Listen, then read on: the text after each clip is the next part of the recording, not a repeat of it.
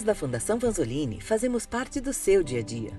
Na educação básica e continuada, nos alimentos que você consome, no metrô, carros e hospitais, na gestão ambiental, na proteção de dados, na gestão pública e privada. Para estar em tantos lugares, contamos com uma equipe preparada, comprometida e diversa que atua em 4 grandes entregas: educação, certificação, pesquisa e soluções. É assim que seguimos disseminando conhecimento, melhorando processos e aumentando a eficiência do país. Porque juntos acreditamos que podemos usar a tecnologia de gestão para mudar o Brasil.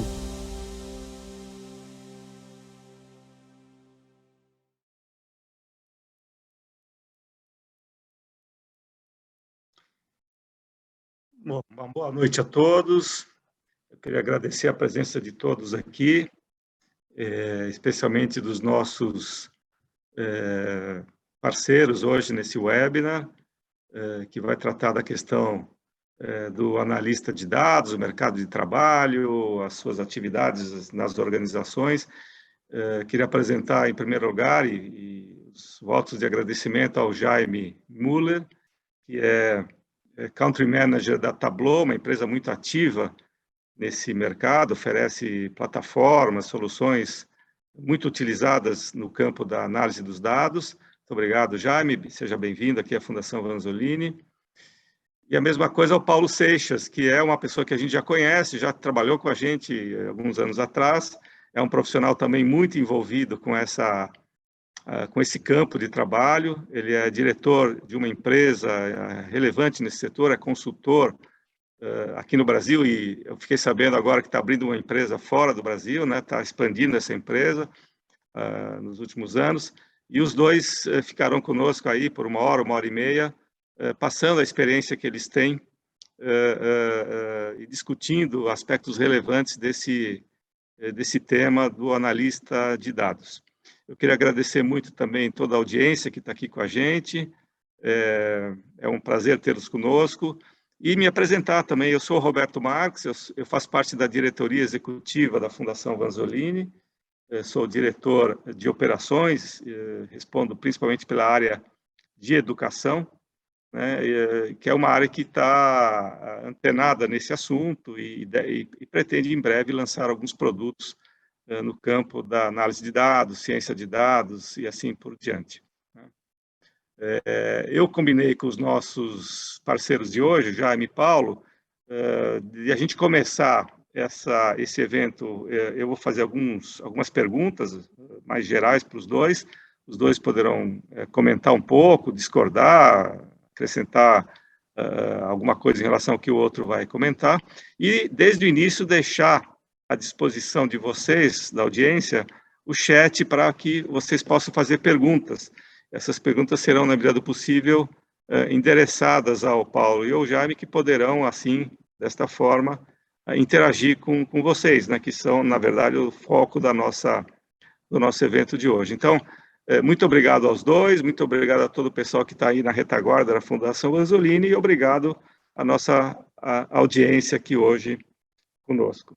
Eu queria, então, dar início à primeira pergunta, a primeira provocação que eu queria fazer para os dois, e talvez começar essa primeira pergunta pela resposta do Jaime, é o seguinte: o que faz o analista de dados, assim, introduzir um pouquinho para aquelas pessoas que estão aqui conosco, que conhecem pouco esse tema, essa profissão, é o que faz o analista de dados e onde estão as principais oportunidades de trabalho para esse profissional, né?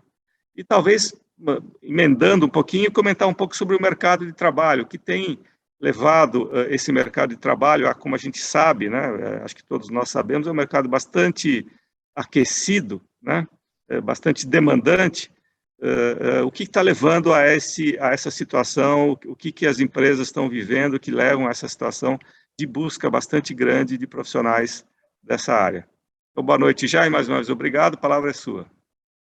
Obrigado, Roberto. Obrigado. Boa noite aí, Paulo. Boa noite, pessoal. Bem-vindos. Acho que é um tema, primeiro, super hype, ou seja, um tema que está, de verdade, aí muito em voga. Existem muitas buzzwords, né, Paulo, que a gente vê aí sobre essa história, ou seja, palavras que são muito comuns, e acho que existem muitas confusões também de muitos papéis e tipos diferentes de de perfis do que a gente fala nesse assunto. E eu vou, talvez, dar 2 passos para trás para dar um para frente aqui e ajudar, talvez, aqui a resposta, e acho que aí o Paulo me ajuda aí no complemento. Aqui. Acho que, primeiro de tudo, por que isso por que esse assunto está tão atual e por que esse assunto hoje, de verdade, desperta tanto interesse nas empresas, nos mais diversos segmentos. Aí a gente pode até falar um pouquinho aí de quais são esses segmentos. É muito simples entender isso, ou seja, hoje o custo de armazenamento de dados, a capacidade de processamento de dados, as tecnologias de integração possíveis e atrelado a toda a transformação digital que aconteceu fortemente, principalmente nesses 2, 3 últimos anos, e aí a pandemia veio nesse aspecto com um lado positivo que acelerou muito a necessidade das empresas se reposicionarem e estarem de uma forma muito mais presentes no entendimento de quais eram as jornadas que os seus clientes fazem de uma forma digital, isso gera uma quantidade muito grande de dados.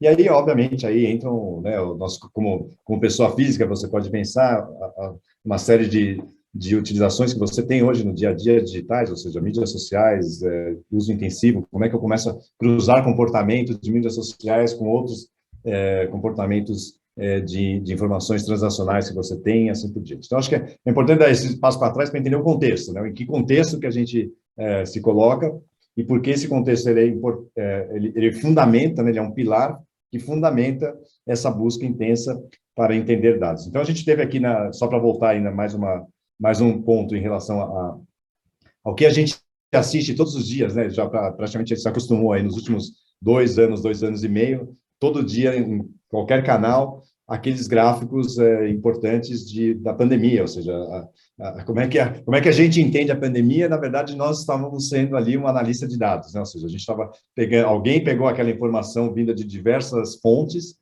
e, particularmente aqui, nós tivemos uma participação bastante ativa aqui como empresa, né, nesse setor, em diversos países, inclusive no Brasil e em São Paulo, pegando fontes de dados de muitos tipos diferentes. Eram mais de 30, 40 tipos de fontes diferentes de informação.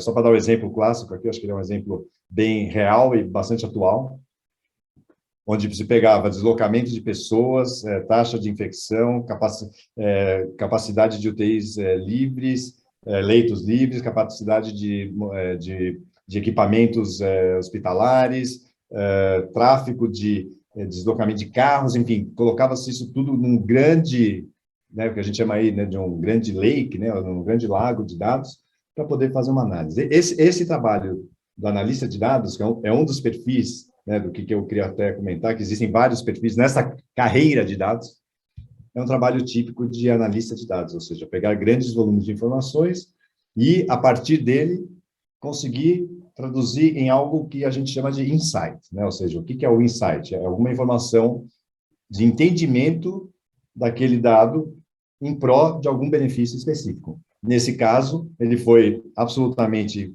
fundamental para ter o insight de dizer se estávamos na fase laranja, amarela, vermelha e qual que era a fase especificamente aí onde a gente passou toda a questão aí do isolamento aí de Covid, esse era o principal insight que precisava ter. Então, ou achar outras correlações que poderiam ser importantes nessas análises, né, separando aí as hipóteses, para que as pessoas pudessem efetivamente aí ter um discernimento.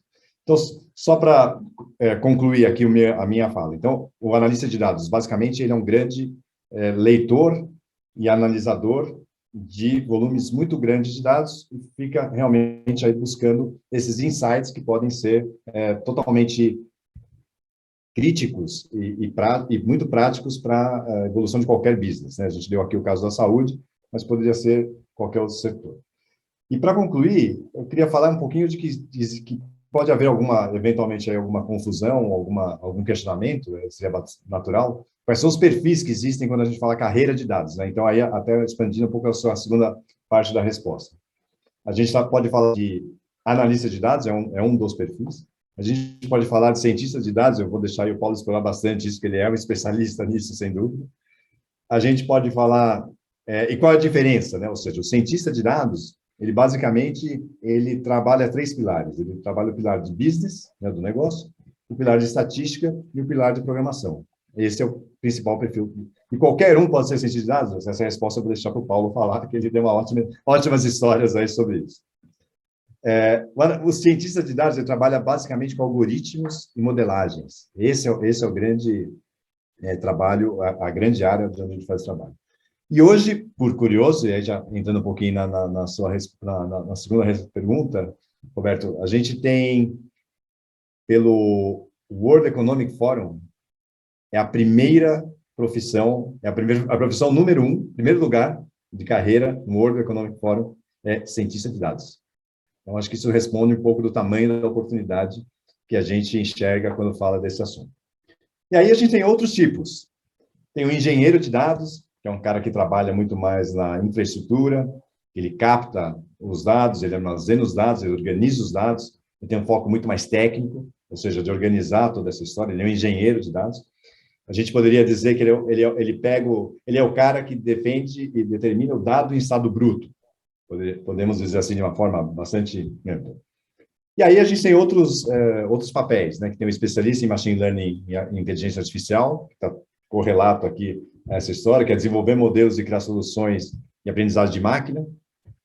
E tem também aí empresas ou organizações que já têm mais maturidade nesse mercado, muitas vezes podem ter arquitetos de dados, que também é um outro papel, quando eu crio um design e um framework para esses dados acontecerem, ou seja, ele treina as necessidades, ele tenta traduzir as necessidades do negócio para uma estratégia dentro da organização. Então, evidentemente, é aí que cada empresa, cada setor tem uma maturidade diferente para que possa esses papéis, e outros papéis, né, tem outros nomes, analista de BI, bom, enfim, aí começam, né, tem muitos outros papéis aqui. Então, só para concluir, mais uma vez aqui, o que a gente tem aqui de demanda nesse mercado, né? A gente tem aí forma ao ano, como em TI, aproximadamente, até tem um dado aqui, aproximadamente entre 40 e 50 mil profissionais de TI no Brasil por ano, e a gente estima aqui um déficit de TI como um todo, de entre 2 e 3 anos, de quase 500 mil vagas, num país de 12 milhões ou 13 milhões de desempregados. Então, olha o tamanho da oportunidade que a gente tem aqui. Legal, Jaime, muito bom. Vou passar a palavra para o Paulo, agradecer também a presença dele aqui, e fica à vontade, Paulo, para responder, complementar, fazer seus comentários sobre essa primeira provocação aí. Maravilha, eu que agradeço o convite. Obrigado a todos. Fala, Jaime. Prazer revê-los. Deixa eu comentando até por onde o Jaime terminou aqui a demanda. A demanda aqui é gigantesca, agora abrindo a empresa fora, a gente está percebendo que a demanda lá fora é até maior do que aqui, né? Tem uma demanda enorme de profissionais, e uma das coisas que mudou muito significativamente depois da pandemia é que o mercado do profissional de dados não é mais o mercado local, né? Agora, o nosso mercado é o mercado global. Hoje eu posso trabalhar para cá, mas eu posso trabalhar para uma empresa na Europa, nos Estados Unidos, na Ásia, na África, onde eu quiser. Eu trabalho de casa e consigo entregar porque a nossa linguagem é uma linguagem global. E há uma demanda gigante por profissionais de dados. Gigante. Tá? Agora, por que tem essa demanda, né? O Jaime também comentou temas nesse sentido. O que a gente tem a ver? Já há algum tempinho, eu trabalho nessa área há 23 anos, né? O tempo passa, que é um absurdo de rápido. Mas, sim, dados, e no passado a gente trabalhava com BI, né? A demanda já era grande, o pessoal queria saber, queria ter números, queria ver como é que estava a empresa, como é que estava o andamento, o que estava tendo, mas aí as coisas foram evoluindo. Como o Jaime comentou, os custos despencaram. Só para dar um exemplo para vocês, em 2013 nós fizemos um projeto que o custo do sistema, só o software para fazer análise, era uma projeção de vendas, ele custava $200 mil.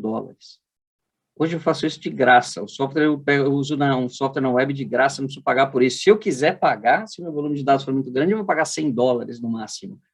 E isso eu não preciso de servidor. No passado eu ia pagar $200 mil no software mais um servidor, que tinha que ser um servidor parrudo. Hoje eu não preciso. Antigamente, eu me lembro, no passado, muito tempo atrás, nós levávamos, assim, semanas para carregar um dado histórico. Semanas. Eu carregava 100 mil, 200 mil linhas numa tabela. E eu me lembro que eu virava à noite carregando, aí caía, o negócio não funcionava. Hoje nós fazemos no nosso curso, eu faço um teste no curso para avaliar, inclusive, cargas e metodologias, nós passamos um arquivozinho para os alunos para carregarem de 125 milhões de registros. Milhões. E eles carregam em 5 minutos. Né? Essas são as diferenças, assim, que, cara, mudou muito, o potencial mudou muito. E, em paralelo, a demanda mudou. Porque as empresas falaram, pô, peraí, eu preciso ser digital. Né? Até agora, a moda é a transformação digital. Todo mundo precisa se transformar, ser uma empresa, uma transformação digital, precisa ser uma data-driven company que usa dados, que trabalha com dados. E ninguém sabe nem o que quer ser digital, né? Afinal, transformar digital para quê? Aonde eu vou? Cada um tem sua própria definição do que é ser digital. Mas um dos grandes pontos de ser digital é ter agilidade e ter essa cultura analítica, para a gente implantar isso dentro da empresa. E a parte o pós-Covid, as empresas precisaram se transformar em digital, elas precisaram implantar um canal digital, ela precisou usar esses dados, ela precisou analisar, ela precisou ter essa agilidade, essa capacidade.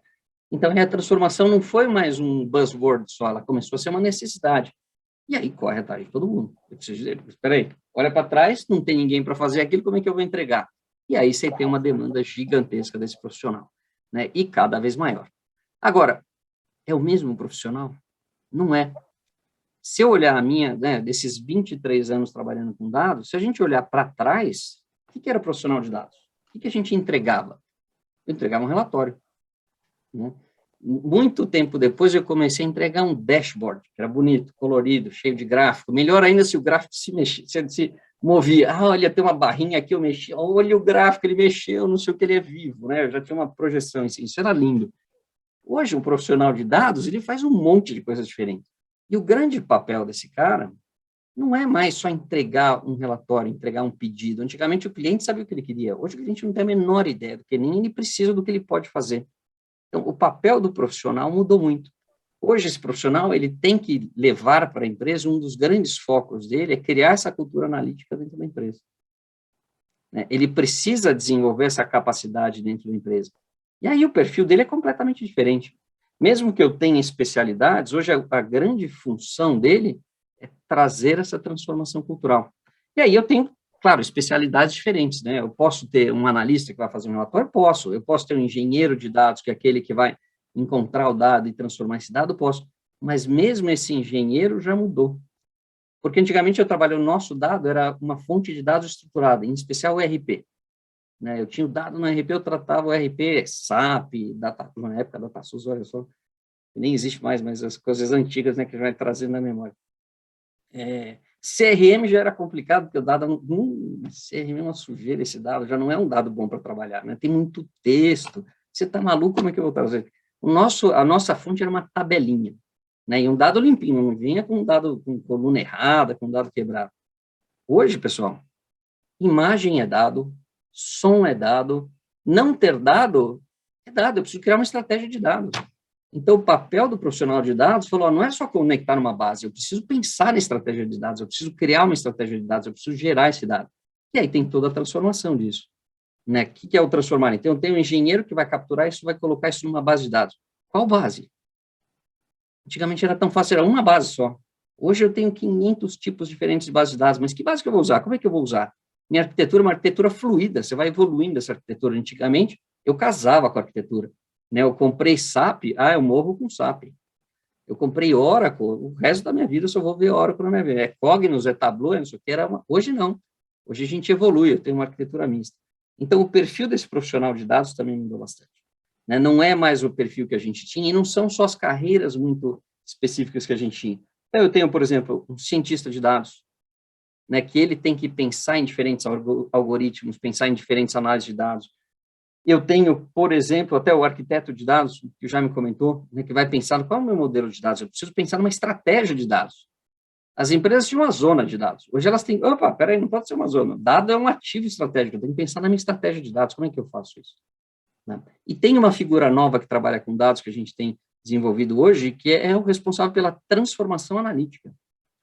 Que é alguém que vai ter essa visão estratégica do negócio e vai definir uma estratégia para a criação dessa cultura analítica de dados. Então, você vê que o nosso mercado não só é extremamente demandante, mas as oportunidades são gigantes, estão cada vez se transformando. Legal, Paulo. Eu queria agora começar quer dizer, no fundo era explorar um pouquinho com você, depois a gente passa para o Jaime, essa questão que você levantou, acho que é muito interessante.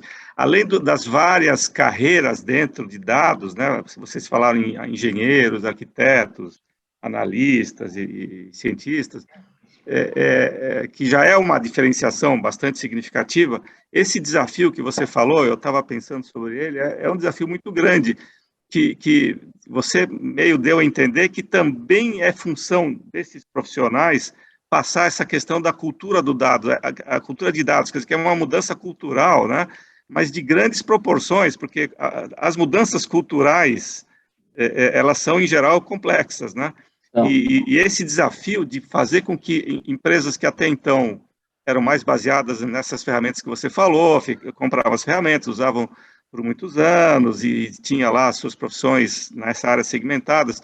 Quer dizer, será que os mesmos profissionais, um analista, o cientista, o engenheiro, além de toda a carga técnica, né, de saber dominar aí a parte técnica específica de cada uma dessas profissões, ele também, sobre ele também, você estava dando a entender que recai essa missão de transformar a cultura da empresa, né?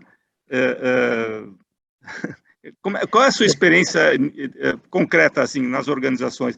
Isso é de fato algo que esses profissionais acabam assumindo, ou você tem um profissional mais sênior, aquele que não é menos o técnico, mas é aquele que, vamos dizer, consegue fazer essa transformação? Falar um pouquinho dessa transformação, assim, tem esse lado cultural, mas que está associado a um aspecto técnico, sem dúvida. Qual que é o ponto? Primeiro, na verdade, essa competência de dados, hoje, ela não está limitada aos profissionais de um centro de excelência, ou profissionais de TI, né? O grande ponto que eu tenho visto cada vez mais nas empresas é que, para que, inclusive, aquilo que a gente faz, que a gente entrega, funcione, dê o resultado, eu preciso implantar essa cultura na ponta. Então, hoje, se eu tenho um gestor de vendas, esse cara precisa ter competência analítica. Se eu tenho um gestor de marketing, ainda mais quando eu falo de marketing digital, que hoje o marketing é digital, ele profundamente tem que conhecer a parte analítica, senão ele não consegue ser um bom profissional. Tem um cliente nosso que ele está desesperado que ele precisa de gestores do canal digital de vendas. E não existe, né? Não tem essa competência. E esse cara precisa saber lidar com dados, porque todo o processo deles é baseado em dados. Então, Roberto, um ponto fundamental é que essa cultura ela tem que estar na ponta. E várias vezes, nesses anos todos, não adianta eu desenvolver uma tremenda solução analítica, trazendo machine learning, trazendo inteligência artificial para a gente trabalhar, se eu não tenho a cultura na ponta de utilização dessa análise, de utilização dessa decisão, desse processo analítico. É fundamental criar isso na ponta. Todos deveriam ter essa competência de transformação cultural? Seria o ideal, né? No mundo ideal, eu falo que sim. Todo mundo da minha equipe, todo mundo de uma equipe que trabalha com dados deveria ter essa competência. Até porque eu preciso, no mínimo, ter a capacidade de ouvir o cliente, entender o cliente, trabalhar com ele para criar com ele uma visão de futuro. No passado, o cliente me pediu um relatório. Eu quero assim, essa tabela, esse gráfico, não sei o quê. Hoje ele nem sabe o que ele pode pedir.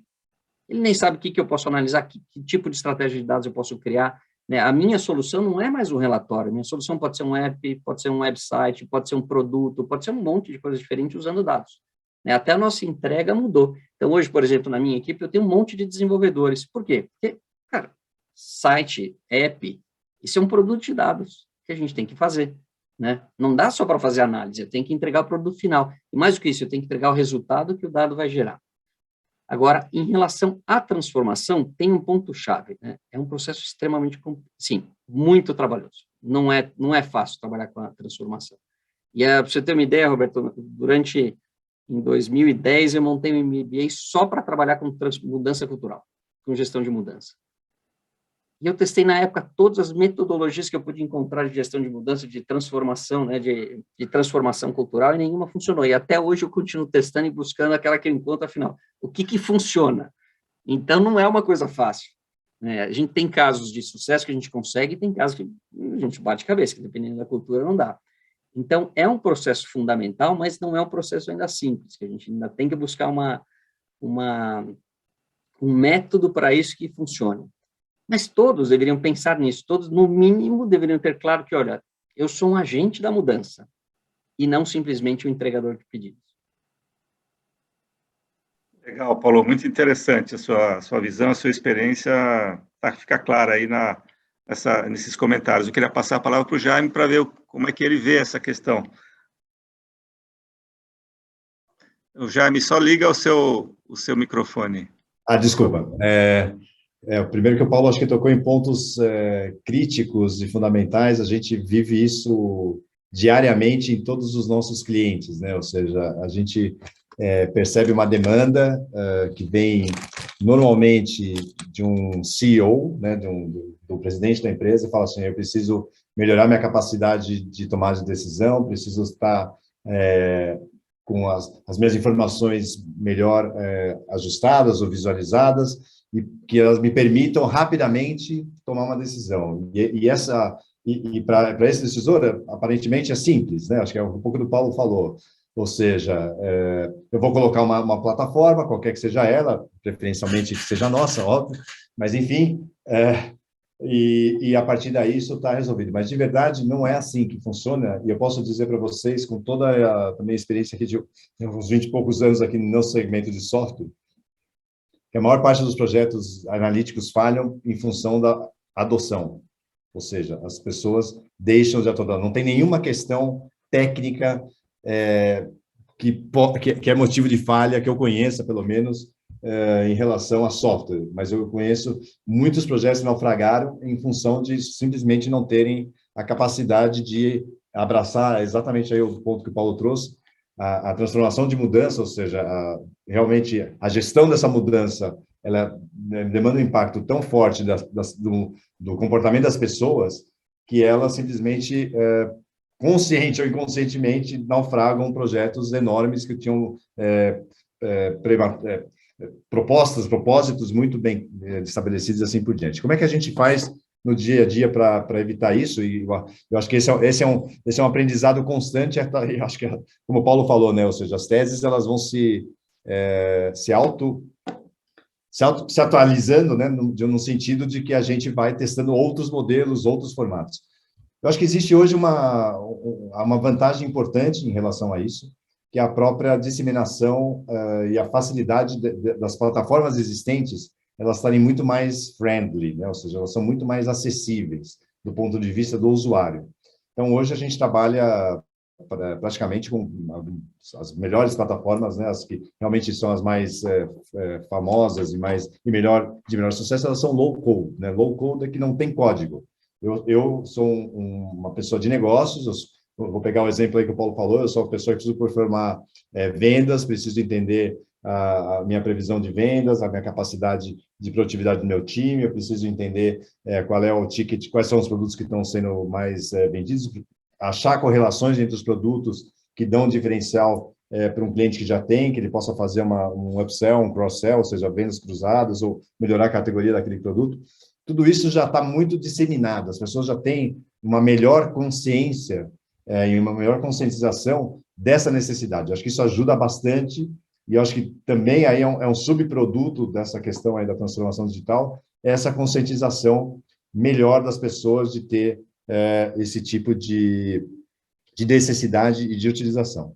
Eu vou pegar um caso aqui, que é um cliente nosso, que é o caso do Banco Inter, é um caso público, por isso posso falar tranquilamente, que como é que eles fizeram isso para o banco, né? Então, o primeiro ponto de partida, coisa curiosa, a apresentação que eles fizeram num evento nosso, eles dizem o seguinte, eles abrem a apresentação falando o seguinte: dados é meu core business.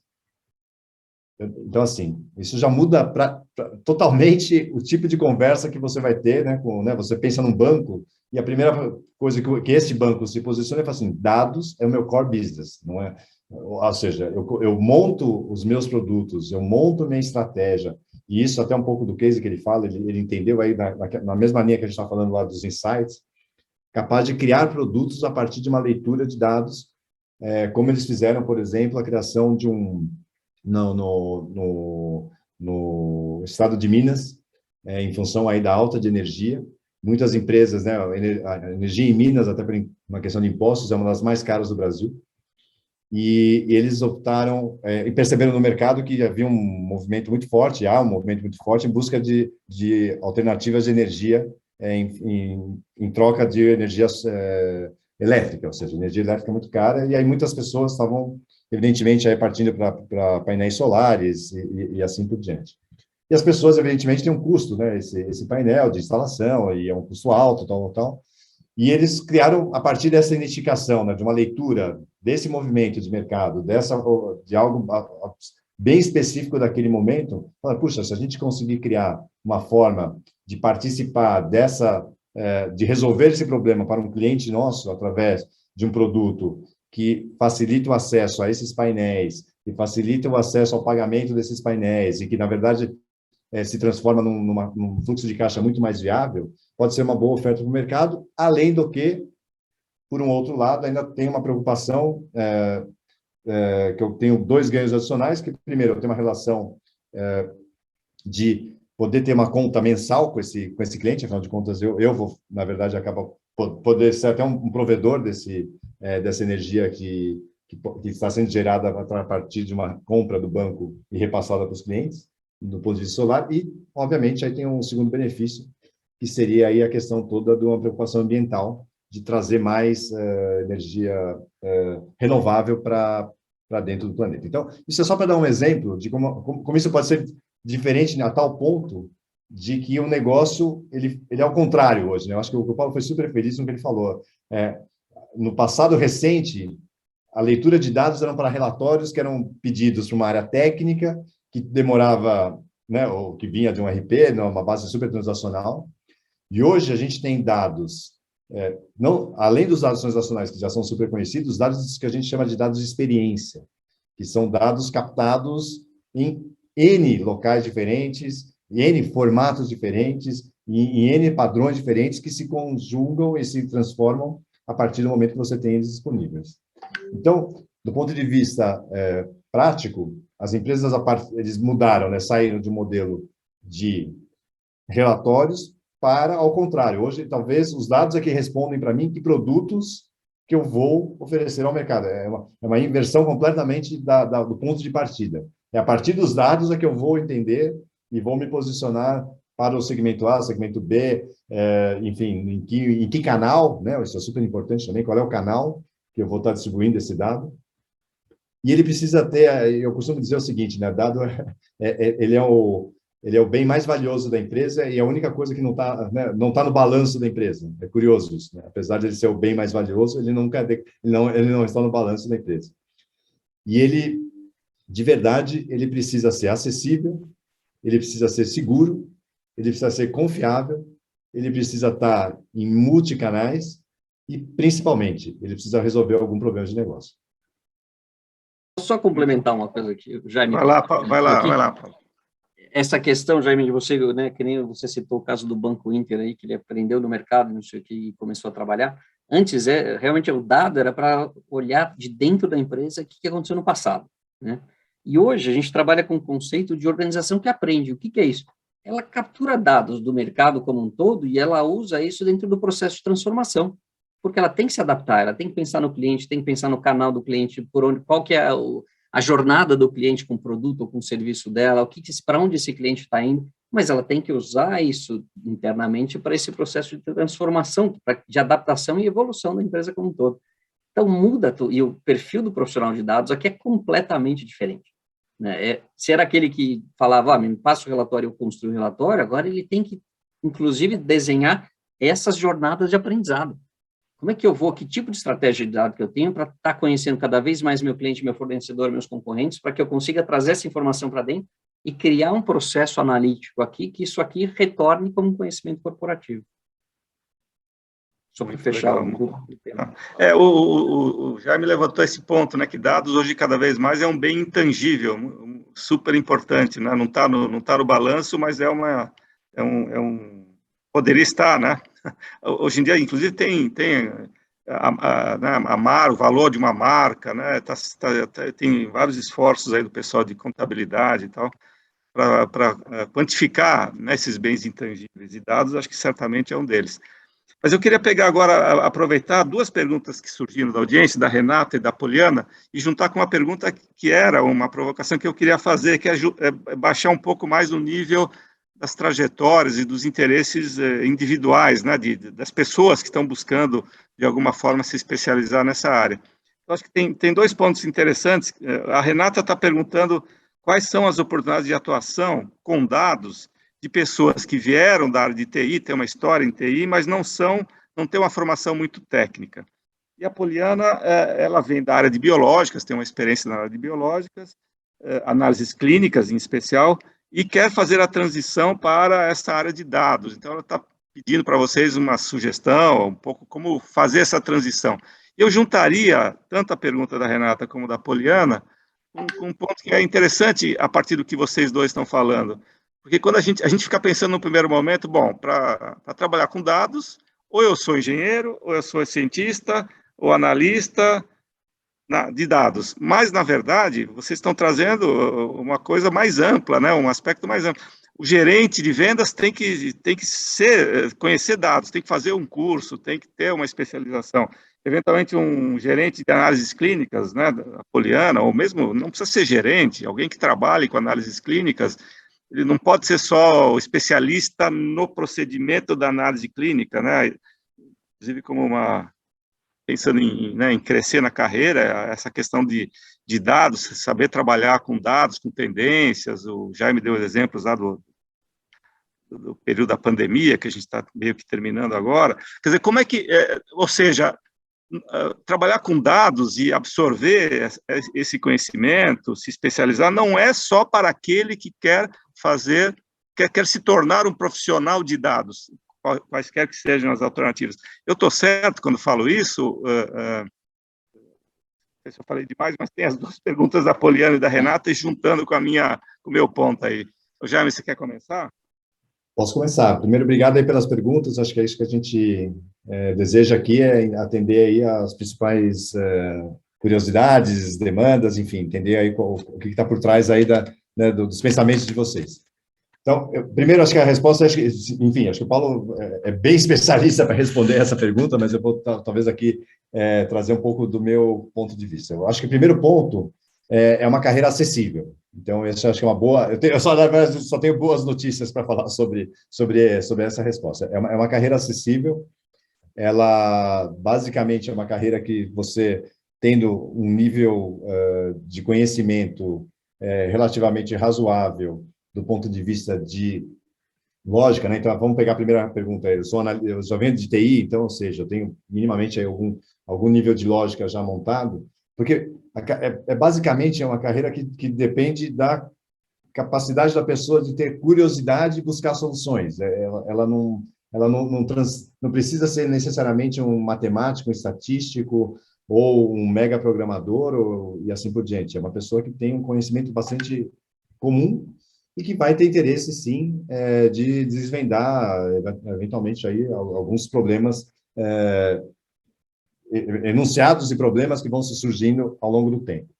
Então, isso é uma boa notícia. A segunda notícia é que existem N cursos hoje de formação, o Paulo pode também falar um pouco aí do que ele tem feito nessa linha, que justamente transmitem como é que é feita essa jornada, né? Por onde eu começo, quais são os meus desafios, quais são os meus skills que eu preciso adquirir, como é que eu vou trabalhar em cima deles e resultados eu posso esperar. E é uma transição que também não é longa, né? Ou seja, você pode fazer essa transição bastante simples, num período de tempo bastante razoável, e, evidentemente, que a partir daí você vai se enquadrar ou enxergar a sua melhor característica, para qual daqueles perfis que a gente falou no início, se é analista, se é especialista, se é cientista, se é engenheiro, se é arquiteto, ou seja, isso vai acabar acontecendo naturalmente. O que eu posso dizer em termos gerais é que, só para dar um exemplo, tá? Eu gosto desse exemplo porque ele é bem pragmático, né? Ou seja, o Banco Itaú, no ano de 2017, ele tinha um cientista de dados, no ano de 2017. A informação que eu tenho mais recente, né, porque a gente está lá muito próximo, é que hoje, em 2022, ele tem 300. Então, em 5 anos, multiplicou por 300 a demanda de um cliente, né, ou de uma empresa do mercado, que é o Itaú, por cientista de dados, que são 300. Analista de dados é um número que eu diria que está entre 4, 5, 6 vezes esse número é o que tem o Itaú. Ou seja, isso de uma forma mais com esse cargo, né, com essa função, mas tem N outros analistas de negócio que mexem com dados diariamente. Então, eu vejo uma oportunidade, para resumir a resposta, acho que eu vou passar para o Paulo, que talvez ele tenha mais até profundidade para falar sobre isso, mas de uma forma clara, assim, uma carreira acessível, uma transição de curto espaço de tempo, e uma carreira que realmente, como o Paulo comentou logo no início, ela é não só local, hoje você pode ser local ou global, e tem uma demanda de mercado, assim, realmente, é quase pleno emprego, eu diria, né, Paulo? Acho que hoje a gente está praticamente aí no pleno emprego para alguém que tem essa capacidade. Tem razão. E primeiro começando, mas espera aí, a gente falou muito da mudança desse perfil, que o profissional de dados ele precisa conhecer de estatística, de matemática, de tecnologia, de desenvolvimento. Hoje, na verdade, não precisa conhecer tudo isso. Até eu, quando migrei da área de BI para a área de machine learning, de inteligência artificial, no início eu falava, mas caramba, eu vou ter que aprender tudo isso, eu vou ter que aprender a programar, eu não sou programador, eu sou formado em administração, vou ter que aprender, rever estatística, rever matemática, rever tudo isso. Como é que eu chego lá, né? Qual que é o ponto? Que, no fundo, pessoal, hoje as soluções, como o Jaime comentou, as soluções estão tão fáceis de usar que provavelmente você não vai precisar nem ver o código. Ela tem pronto aquilo para você fazer. O que você precisa é entender como é que eu uso e para que eu uso aquilo e como é que eu aplico. Então, o processo de formação hoje é muito mais tranquilo. Estava comentando com o Jaime antes da gente entrar aqui, que nós focamos em formação de pessoas que estão fora do mercado, né? Que estão pessoas de baixa renda, de minorias, pessoas que chegam a trabalhar conosco através de ONGs. Nós já formamos em cientistas de dados, desenvolvedores, engenheiros, analistas e o que queira, eletricistas, policiais militares, dentistas, atores, quer dizer, pessoas que nunca viram tecnologia na vida, que nunca viram, claro que viram na vida, mas nunca trabalharam com isso, né? Então, a formação é um processo tranquilo que a gente consegue fazer. Né? Qual que é o grande ponto? Eu preciso ter vontade, né? Eu preciso enfrentar os meus medos, porque vai dar medo. Primeira vez, eu até brinquei com o Jaime, quando a gente mostra o primeiro algoritmo, todo mundo sai correndo. Que isso? Como é que eu faço? Mas calma, né? Leva um saquinho, respira no saquinho, que a gente chega do outro lado, depois você fez o primeiro, dali é tranquilo. Né? Então, o grande ponto, quando a gente até faz a seleção, quem vai participar do nosso curso, eu nem sei da onde veio, como veio, o que veio, qual é a formação, nem me importa a formação. Eu passo alguns casos, se as pessoas, ela não precisa nem resolver, mas se ela chegar até o final e mostrar que ela tem vontade de resolver, boa parte do caminho está feito. Segunda pergunta que tem, então, mas e aí? Quais são as profissões, né? Todas são técnicas? Não, eu tenho algumas mais técnicas. Começando das mais técnicas. Desenvolvedor é um profissional técnico, eu preciso aprender programação. Pô, mas desenvolvedor é um profissional de dados? Porque eu vou precisar desenvolver ferramentas para capturar dados. Por exemplo, nós fizemos um robozinho para capturar dados de sites de varejo, para ter uma visão do varejista, afinal, como é que eu me posiciono agora em relação a que produtos que eu ofereço, que cores que eu ofereço, que tamanhos que eu ofereço, qual que é o preço. Para vocês terem uma ideia, nós avaliamos até diferentes perfis do público-alvo de seguidores. Né? Eu pegava a foto dos seguidores, identificava qual a faixa etária, se era homem, se era mulher, né? Como é que tá, para que a gente pudesse ter essa foto comparativa. Para isso eu preciso de programação. É um dado, é uma fonte, eu preciso programar isso. Mas esse é um perfil. Tá? Um segundo perfil que ainda precisa de um conhecimento técnico bastante grande é o engenheiro de dados. É aquele que vai pegar esse dado, vai martelar o dado e vai deixar ele prontinho para a gente usar. Depois eu tenho, ainda num aspecto mais técnico, eu tenho um cientista, mas o cientista não necessariamente ele vai precisar programar. Se ele souber Python, ótimo, mas tem várias ferramentas que eu já tenho o algoritmo pronto, então ele precisa saber usar o algoritmo. Ele não precisa saber programar, ele precisa ler o algoritmo, saber, primeiro, que algoritmo eu tenho que usar, como é que eu defino esse algoritmo, como é que eu tenho que preparar essa base que ele pode pedir para o engenheiro, e depois ele tem que analisar esses dados. Tem um analista, que o analista hoje, as ferramentas são extremamente fáceis de usar. Né? O que eu preciso é entender como é que eu analiso o dado. E aí vou precisar conhecer de matemática, preciso conhecer de lógica para a gente poder fazer uma análise que seja eficiente. Sabe que é um ponto super importante para o analista hoje? Saber contar uma história com dados. E isso é uma competência que quase ninguém tem. Quando a gente pega um Tableau da vida, pega uma ferramenta de front-end da vida, as pessoas adoram encher de gráficos, encher de tabelas, encher de números e cores e fontes. Cara, vira um ruído, não vira uma análise. Eu tenho um monte de forma. Me lembro um cliente nosso no hospital que queria um dashboard para deixar na área de atendimento, no pronto-socorro, que tinha 72 indicadores. Quem vai ler 72 indicadores no pronto-socorro de um hospital? Eu preciso de um indicador, 2 indicadores no máximo, que eu bato o olho, eu sei o que eu tenho que fazer, mas 72 não dá.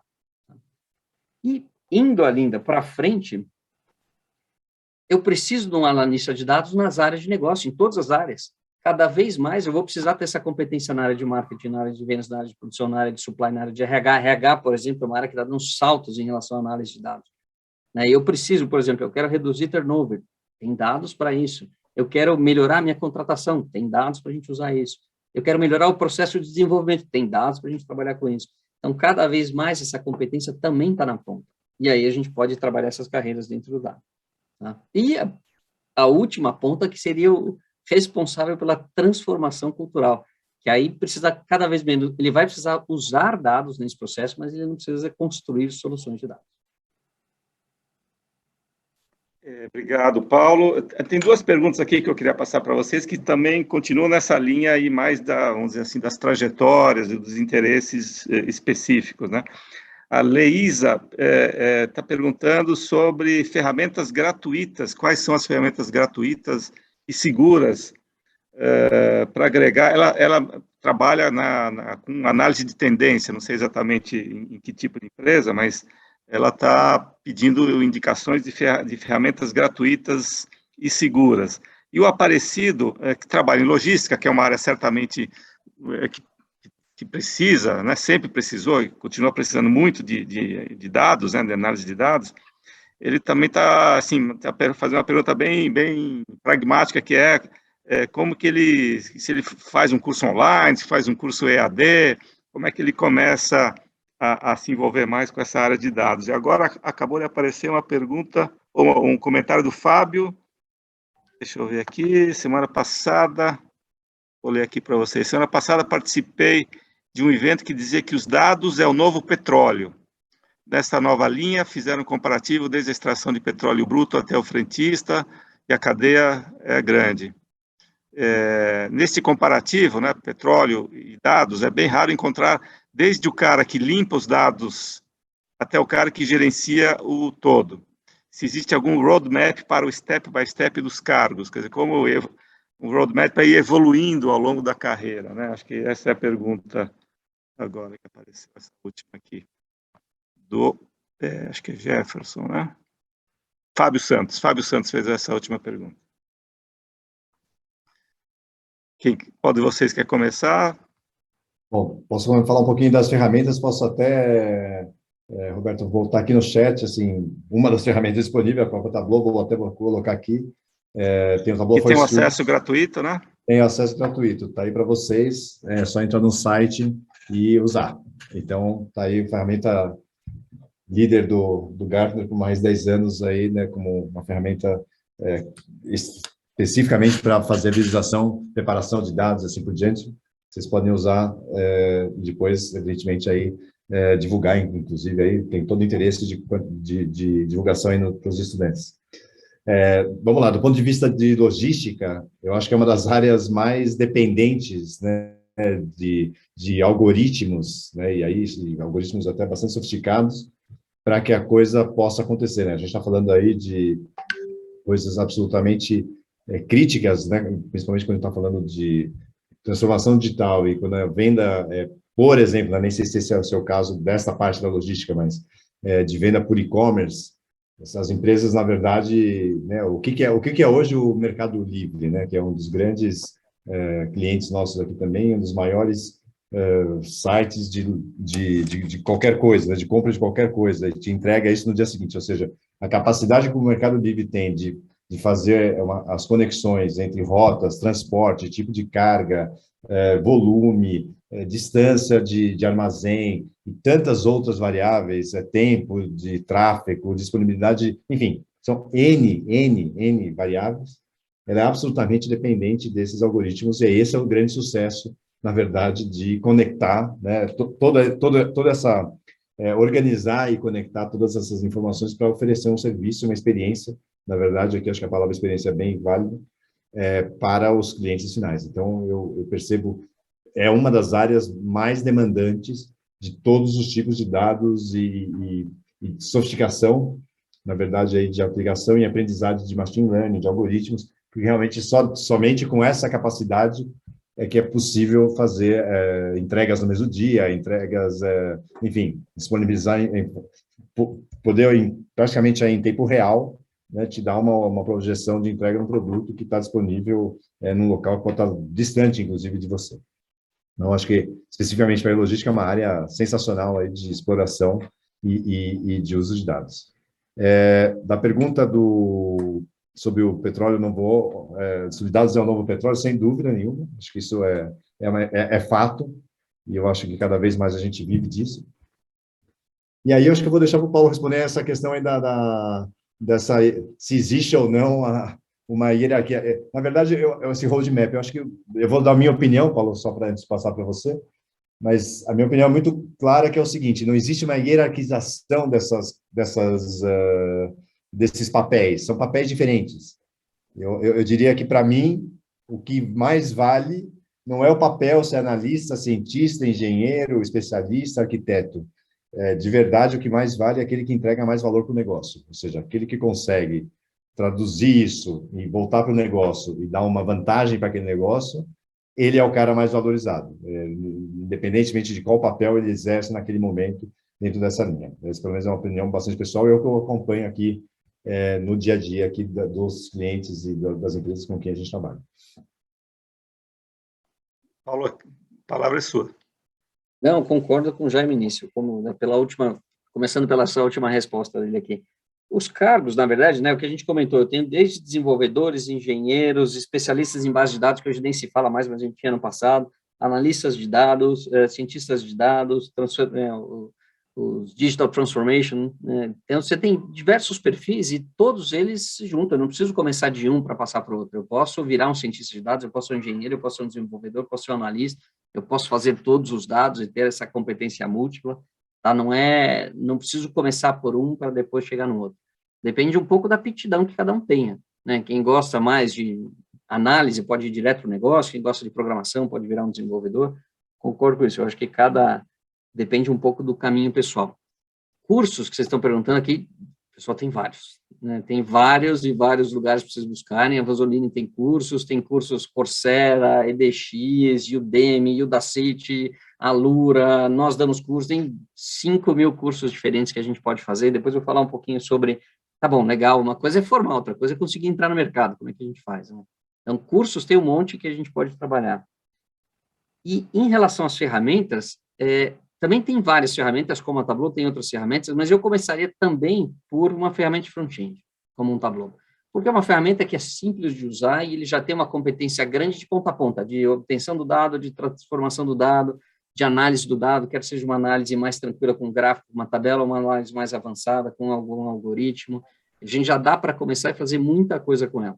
Se o meu volume de dados for muito grande, aí eu poderia migrar, por exemplo, para uma solução em cloud, que eu tenha uma base de dados, uma ferramenta de transformação, que eu possa até usar. Eles têm muita coisa disponível, né, em especial para estudantes, que você tem um limite para utilização, mas esse limite é bom, dá para usar bastante. E se não, você pode contratar e pagar por minutos, né, coisa que a gente contratava, eu tinha que ter um servidor, hoje eu contrato por 10 minutos, analisei, desligo aquilo e eu paguei os 10 minutos que eu tinha que usar. E acho que um ponto importante, a gente falar um pouco, tá, mas e aí? Legal, eu fiz um curso, eu consigo entrar? Não, não é só fazer o curso, tá? Eu acho que tem alguns desafios que são importantes. E tem uma questão no perfil do profissional importante, e aí é interessante contar num caso de um cliente nosso, que a gente chegou num cliente por indicação, tal, eu cheguei lá, apresentei, o cara gostou da história, gostou do que a gente faz, do perfil do profissional, tal, mas chegou tarde. Acabei de contratar uma empresa, tem um contrato de 12 meses, de 1 ano, então você volta daqui a 1 ano. Aí, tá bom, voltamos daqui a 1 ano. Deu 1 mês, me chamaram de volta. Preciso que você venha aqui. Qual era o problema? O pessoal se formou na parte técnica e eram excelentes programadores de Python, bons cientistas de dados, mas não entendiam absolutamente nada de negócio. Então, ele não conseguia sentar com o cliente dele e discutir com o cliente o que o cliente queria, né, para que juntos eles construíssem. Então, a formação técnica, ela é importante, mas é fundamental desenvolver a capacidade, a competência de negócio, independente do cargo que a gente for trabalhar, né? Mesmo que eu seja um desenvolvedor, eu preciso sentar com o meu cliente e construir junto com ele, tá? Então, a formação técnica é fundamental, mas é importante a gente conseguir ir trabalhando aos poucos essa formação de negócio. E o terceiro ponto que é fundamental para a gente entrar no mercado, que eu sei que é absurdo o que eu vou falar, mas é o que é exigido, eu preciso ter experiência. Mas como eu entro no mercado sem ter experiência? Né? Parece uma coisa meio de maluco, né? Mas é verdade, as empresas querem profissionais, não têm profissional e elas exigem experiência. O que a gente tem feito? Qualquer curso que vocês façam, façam um projeto real. E não é um projeto prático, faça um projeto real. Tente encontrar uma empresa que você consiga executar um projeto real. No nosso caso, quando a gente faz cursos, nós fazemos projetos reais, problemas reais, que a gente resolve, né, para a empresa de forma real. Aí eu tenho um currículo, eu falo, já fiz um projeto real. Mesmo que o curso não tenha, façam, procurem uma empresa e ofereçam para fazer um projeto real. Porque aí você, mas é muito mais difícil. Não tenha dúvida, mas a vida a gente vai encontrar os mesmos desafios. Isso é fundamental para a gente, inclusive, mostrar o que a gente já enfrentou, o que a gente já resolveu. Eu queria, obrigado, Paulo. O Jaime, acho que está chegando a hora dele de sair, né, Jaime? Se você quiser usar mais alguns minutos aí, eu não quero também depois te atrapalhar na outra reunião importante que você tem. Se você quiser usar, depois a gente continua um pouco, Paulo, né, Paulo? Você tem mais um tempinho aí. Legal. Na verdade, eu queria agradecer aí, Roberto, Paulo e todos aí que entraram aqui, toda a pessoal aí da Fundação Mussolini, por nos convidar para fazer esse bate-papo. Acho que ele é super atual, como eu falei logo no início. Acho que é um tema que a gente tem... Ele é bastante apaixonante, né? Eu acho que quem mexe com isso, trabalha com isso, se apaixona por isso, porque de verdade é exatamente o que o Paulo acabou de falar, ou seja, a gente percebe na prática, no dia a dia. Eu estava brincando até com o Paulo antes de começar, falei, todo mundo é analista de dados no dia a dia, ou seja, acho que no fundo, a gente toma decisões o tempo inteiro, no dia a dia, sendo analista de dados. A que hora eu preciso sair para chegar no meu compromisso? Aí eu uso um Waze que agora é capaz de me predizer isso, né? Ou seja, acho que também tem uma grande questão aí dos dados, né? O que é predição, o que é prescrição, enfim, tem uma série de conceitos interessantes aí que a gente percebe aí no dia a dia, mas eu acho que a gente, se puder deixar aqui uma mensagem para vocês, ela é muito simples. Primeiro, é desmistificar esse assunto. Ele é um assunto que ele não é um assunto de estatísticos, é um assunto de pessoas de negócio. Segundo, o momento em relação às oportunidades que se abrem para essa profissão, para essa carreira, ela é extremamente importante e extremamente valiosa. Ou seja, existe uma demanda, mais uma vez, uma carência, né? Não só uma demanda, uma carência enorme disso no mercado. Eu volto a dizer aqui com bastante segurança que é uma carreira praticamente pleno emprego, ou seja, ter profissional, você muito provavelmente vai conseguir uma colocação em qualquer uma desses perfis que a gente falou. E o terceiro, que ele possa também ser algo que seja prazeroso, perceber que algo que você faz no dia a dia dá um resultado imediato num negócio que você hoje participa. Muito bem, muito obrigado, Jaime, muito obrigado pela sua participação. Eu só queria, antes de dar 8 horas, acho que tem 1 minuto aqui, dizer que a Jennifer mostrou aí, a Fundação vai oferecer um curso, já está com inscrições abertas para início em agosto, e a gente tem uma parceria com a Tableau, o Jaime não está aqui à toa, a Tableau está nos ajudando, a gente vai fazer um evento em breve, algo que deve se chamar um Tableau Day, em que a ideia é mostrar um pouco o funcionamento da Tableau, que vai ser utilizado no curso, e também no curso o Paulo Seixas é um professor que vai se encarregar de vários módulos, inclusive o trabalho final, que consta do nosso, é um diferencial do nosso curso, que é exatamente aquilo que o Paulo estava dizendo, de desenvolver um trabalho prático aí, tá? Mas a gente tem um tempinho mais, eu e o Paulo estamos aqui à disposição, o Paulo como conhecedor da área. Jaime, boa reunião, muito obrigado pela presença. Um abraço. Tchau, tchau, pessoal. Até mais. Posso responder essa pergunta de LGPD aqui? Por favor. Até aproveitando, né? Renata, que perguntou em relação ao LGPD. Sabe que no início, Renata, nós, quando saiu a LGPD, né, na verdade, quando começaram a falar de LGPD, essa era a nossa preocupação. Ops, peraí, agora que as empresas estão começando a lidar com dados, vem uma lei que não vai deixar ela lidar com dados. E sabe que o efeito foi o contrário? Porque, no fundo, não é que a gente não pode, a gente pode lidar com dados, só que agora a gente tem que fazer isso de forma organizada. E, de certa forma, acabou exigindo das empresas que elas estruturassem os seus ativos de dados. Porque o que fala a LGPD? Qual que é o grande ponto dela? Se eu trabalho com dado de pessoa física, eu tenho que ter isso documentado, eu tenho que saber que dado que é esse, por que eu estou usando, qual que é a finalidade que eu estou usando, se eu posso usar esse dado ou não, qual que é o embasamento legal para o uso desse dado, e o que eu estou fazendo para proteger esse dado. Então, as empresas tiveram que começar a olhar para aquele monte de data lake que eles tinham e falar, opa, peraí, eu posso ficar com tudo isso ou não posso? O que eu tenho que fazer para ficar com tudo isso? Como é que eu uso esse dado? Então, acabou, de certa forma, estimulando o uso de dados. Não tive nenhum caso, nenhum, que a gente deixou de fazer um projeto porque a gente não poderia usar LGPD. Você tem uma ideia, nós chegamos a desenvolver até uma solução, e no final uma empresa, para facilitar para os nossos clientes, para implantarem LGPD, para que a gente pudesse trabalhar com os dados com eles. Mas nunca tive nenhum problema com LGPD restringir.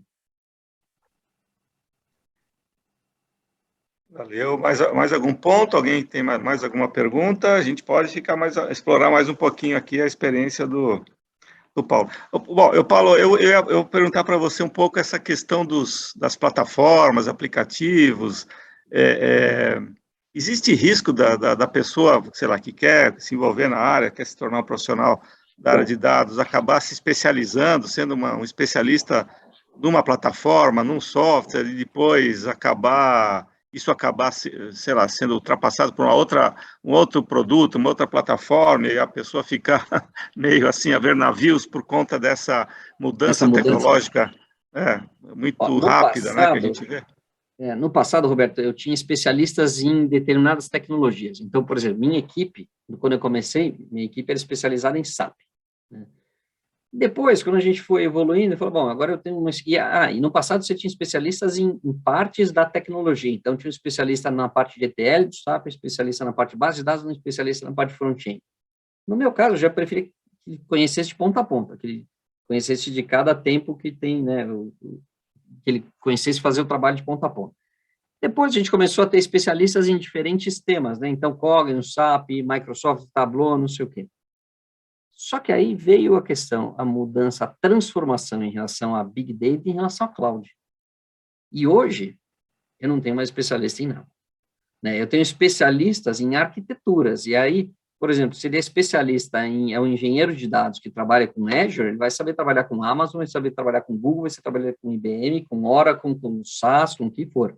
E essa é a grande capacidade, que alguém tinha colocado aqui, que o fundamental hoje é aprender a aprender.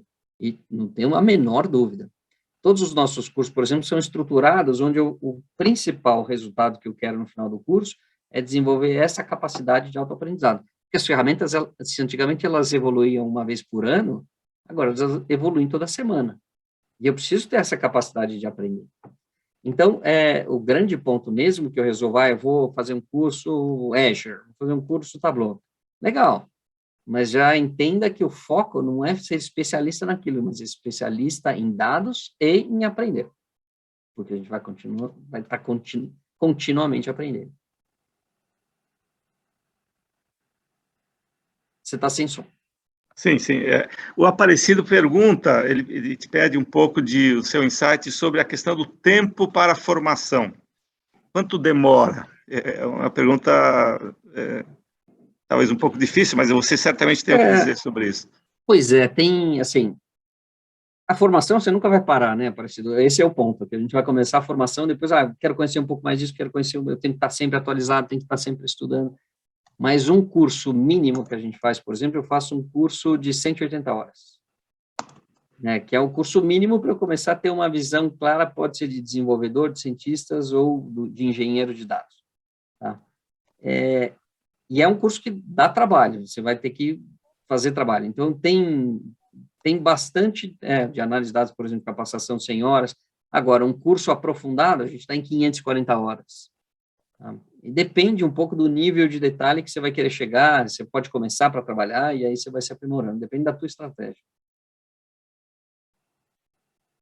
Legal. Perguntas, comentários?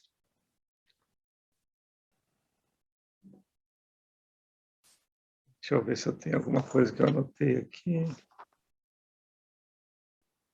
Você tinha sugerido alguns pontos, né, Paulo? Você acha que faltou alguma coisa? Deixa eu ver aqui, vamos falar. Você A gente queira... falou sobre área de dados, sobre a evolução do mercado, a gente já falou, sobre o profissional de dados, a gente falou, como eu me preparo e como eu entro. Não, acho que a gente cobriu mais ou menos todos os pontos, de uma forma ou de outra. O que você indicaria? Tem uma pergunta aqui, assim, para alguém que não quer ser um profissional, vamos dizer assim, nenhum desses, cientista, analista, mas ele é um cara que trabalha, ele é sei lá, um gerente de venda, uma pessoa de logística.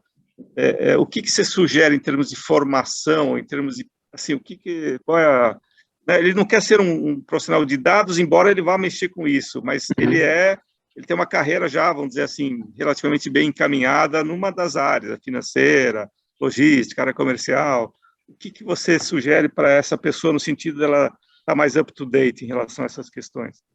Competências que eu acho importante, Roberto. Sim, usar algumas ferramentas estatísticas para análise de dados, independente da área. Então, isso é importante, ter uma base de conhecimento estatístico. Ninguém precisa ser um estatístico, mas saber como é que eu uso uma correlação, né, como é que eu uso alguns dados de comparação, isso é importante, primeiro ponto. Segundo, usar uma ferramenta de front-end. Né, como é que eu construo um gráfico, como eu construo uma tabela, como eu trabalho os dados nesse ponto, é outra competência importante. Storytelling com dados, né? Porque não adianta eu saber fazer uma análise estatística, usar uma ferramenta, mas eu não sei contar uma história com isso. Então, ter uma competência de storytelling é super importante. E aí tem uma derivação disso, que é um design de dados, né? A gente conseguiu o design, como é que eu apresento esses dados através de uma história de dados, que também é outro ponto super importante para que não adianta só fazer uma análise, mas eu tenho que saber comunicar essa análise. E aí entra storytelling e design de dados. E entra na parte do front-end, como é que eu uso cada objeto. Tá? Porque às vezes as pessoas aprendem a usar o objeto, como é que eu construo um gráfico, mas afinal, que história que esse gráfico conta? Então, aí entra o storytelling, entra essa análise e o design de dados para saber que eu uso em cada caso, como é que a gente vai usar. Tá? E eu entraria também um pouco com princípios de ciências de dados, para a gente entender, afinal, para que eu uso esses algoritmos? Como é que eu uso? Como é que a gente vai fazer? Porque as próprias ferramentas de front-end, elas já são ferramentas que conseguem fazer as análises mais básicas. E se eu precisar, eu consigo usar ferramentas até gratuitas da Azure, a Amazon tem uma ferramenta ótima, a Azure tem uma ferramenta ótima, Google também, qualquer uma delas que eu posso fazer análises estatísticas ou algoritmos um pouco mais avançados, mas de forma muito simples e começar a trazer isso para o meu processo. Então, mesmo que eu não queira ser um programador, ser um engenheiro, ser um cientista, se eu quero só usar para análise, eu começaria com isso, com a parte estatística, a parte do front-end, storytelling, design de dados e princípios de ciências de dados. Legal. Tá? Tem uma pergunta aqui em relação à idade. Isso. Não, sinceramente, nem para formação e nem para contratação.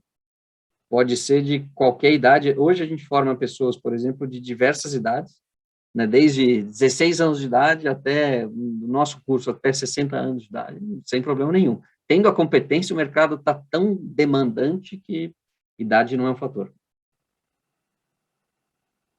Muito bom. Então, acho que estamos chegando aqui ao final desse nosso webinar. Eu gostei muito, aprendi muito aqui. Sou muito curioso em relação a esse campo, não sou um profissional dessa área, mas como se fala muito disso, né? As diferenças entre as profissões, o mercado de trabalho, eu achei muito legal, gostei muito, Paulo, e Jaime teve que nos deixar, mas queria agradecer, Paulo, e a audiência nossa aqui.